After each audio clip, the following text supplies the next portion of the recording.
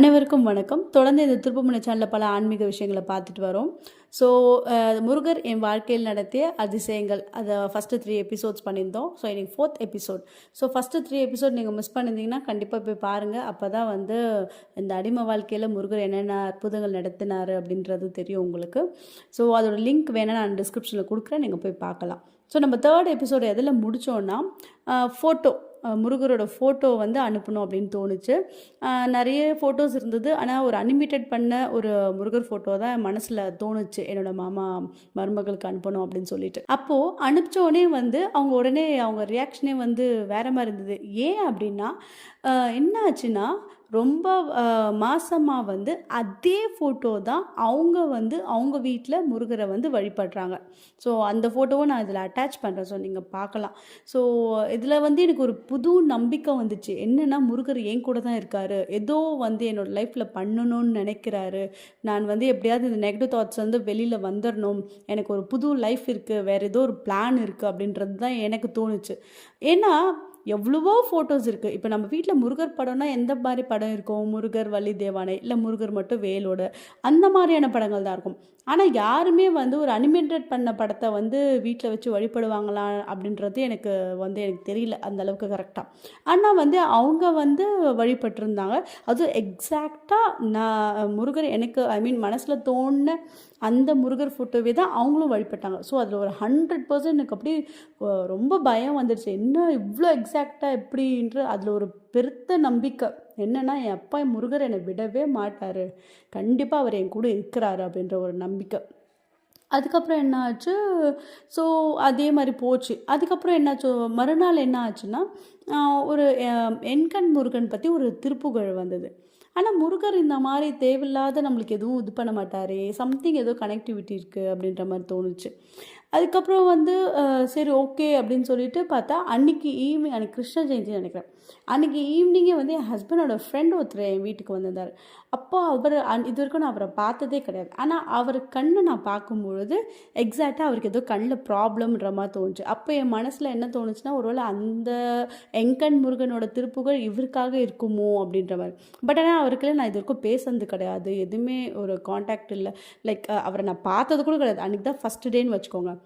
அப்புறம் என்ன ஆச்சு, சரி ஓகேன்ட்டு என் ஹஸ்பண்ட்கிலேருந்து அவரோட நம்பர் வாங்கி, ஆனால் நான் எப்படி பேசுகிறது, ஒரு முன்ன பின்ன தெரியாத ஒருத்தருக்கு நான் எப்படி பேசுகிறது அப்படின்னு சொல்லிட்டு நான் யோசிச்சுட்டு இருந்தேன்.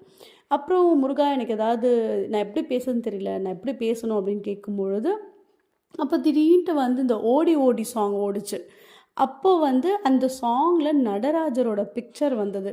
அப்போது உடனே என் மனசில் என்ன தோணுச்சுன்னா, இந்த நடராஜர் தான் அவரோட இஷ்ட தெய்வம் அப்படின்னு தோணுச்சு என் மனசில். அப்புறம் வந்து சரி, அதுக்கப்புறம் இன்னொரு விஷயம் என்னது, சமீப காலமாக முருகரை வழிபடுறாரு அப்படின்ற மாதிரி ஒரு விஷயம் என் மனசுக்குள்ளே தோணுச்சு. ஓகே, இதெல்லாம் நடந்தது. அதுக்கப்புறம் ஓகே, இது ரெண்டையும் கேட்கலாம், இது உண்மையாக இருந்ததுன்னா நம்ம ப்ரொசீட் பண்ணலாம் அவருக்குள்ள இந்த மாதிரி அப்படின்னு சொல்லிட்டு நான் அவருக்கு கால் பண்ணுறேன். கால் பண்ணோடனே அவர் எடுக்கிறார் கால். அப்புறம் அண்ணா இந்த மாதிரி ஸோ பர்சன் ஸோ அப்படின்னு சொல்லிட்டு என்னை இன்ட்ரோ கொடுத்துக்கிறேன். அதுக்கப்புறம் அண்ணா உங்களுக்கு இஷ்ட தெய்வம், நான் கேட்ட கேள்வி இதுதான், அண்ணா உங்கள் இஷ்ட தெய்வம் நடராஜரா, சமீப காலமாக முருகரை வழிபடுறீங்களா அப்படின்னு கேட்டேன். ஆமான்னு சொன்னார். எனக்கு இன்னும் ரொம்ப ஷாக் ஆகிடுச்சு. ஏன்னா ஒரு முன்ன பின்ன தெரியாத ஒரு பர்சனை பற்றி கண்டிப்பாக நம்மளுக்கு எதுவுமே தெரியாது இல்லையா?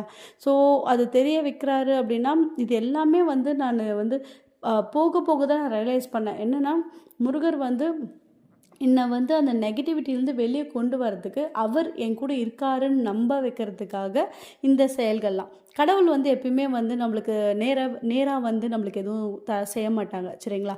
இந்த மாதிரி ஒரு விஷயங்கள் இல்லை யார் மூலியமாவது வந்து தான் நம்மளுக்கு இந்த மாதிரிலாம் ஹெல்ப் பண்ணுவாங்க. ஸோ நம்ம வந்து எந்த ஒரு கஷ்டமாக இருந்தாலும் மனசை வந்து தளர விடக்கூடாது. எந்த ஒரு விஷயம் உங்களுக்கு யாருமே இல்லை, உங்கள் ஹஸ்பண்ட் சைடும் ஹெல்ப் பண்ணல, அம்மா சைடும் ஹெல்ப் பண்ணலைன்னா, நேராக உங்களுக்கு எந்த கடவுள் பிடிக்குதோ அவங்க காலை பிடிச்சிருங்க. அவங்க பிடிச்சிங்கன்னா அவங்க காலை பிடிச்சி நம்ம மேலே வந்துடலாம், சரிங்களா?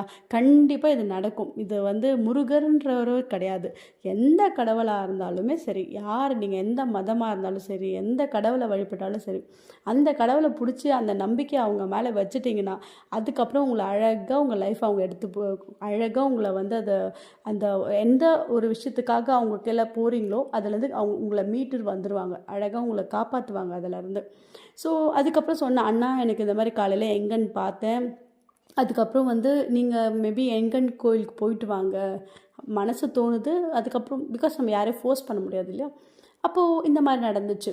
சரி ஓகே அப்படி சொல்லிட்டு அப்புறம் ஆனால் அந்த அண்ணன் நம்பினாங்க. பிகாஸ் ஒருத்தர் தெரியாது, ஆனால் கரெக்டாக அவங்களோட இஷ்ட தெய்வமும் சொல்கிறோம்.